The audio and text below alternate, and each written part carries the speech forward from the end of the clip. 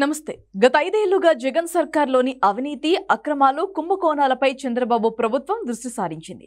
ఆయనపై కేసు నమోదుకు కూడా రెడీ అవుతుంది. ఈ విషయాన్ని చంద్రబాబే స్వయంగా అసెంబ్లీలో వెల్లడించారు.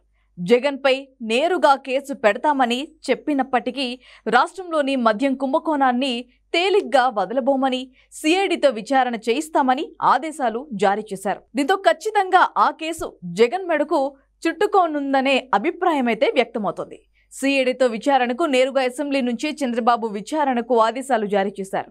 ఈ కేసులో ఎన్ఫోర్స్మెంట్ డైరెక్టరేట్ సాయం కూడా తీసుకుంటామని చంద్రబాబు స్పష్టం చేశారు. రాష్ట్ర ఎక్సైజ్ శాఖపై బుధవారం శాసనసభలో చంద్రబాబు శ్వేతపత్రం విడుదల చేశారు.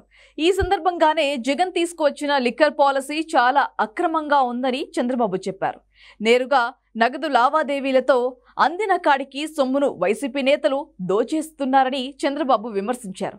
లిక్కర్ ధరలు పెంచుకుంటూ పోతే తాగేవాళ్లు తగ్గుతారని జగన్ లాజిక్ చెప్పారని, ఆ క్రమంలోనే ఇరుగు పొరుగు రాష్ట్రాల కంటే ధరలు విపరీతంగా పెంచారని చంద్రబాబు గుర్తు చేశారు. అయినా మద్యం వినియోగం బాగా పెరిగిపోయిందని అన్నారు. మరి ఖజానాకు భారీగా రావాల్సిన ఆదాయం మాత్రం రాకుండా ఏపీలో మద్యం ద్వారా వచ్చిన ఆదాయం తగ్గిందని అన్నారు. ఎందుకంటే పెరిగిన ఆదాయం నగదు లావాదేవీల ద్వారా లెక్కల్లోకి రాకుండా చూసుకున్నారని, ఫలితంగా అంతా వైసీపీ నేతల జేబుల్లోకి వెళ్ళిందని చంద్రబాబు చెప్పారు. టాప్ లిక్కర్ బ్రాండ్ను తరిమేసి లోకల్ బ్రాండ్లు తీసుకొచ్చి వైన్ షాపుల్లో అమ్మారని అన్నారు.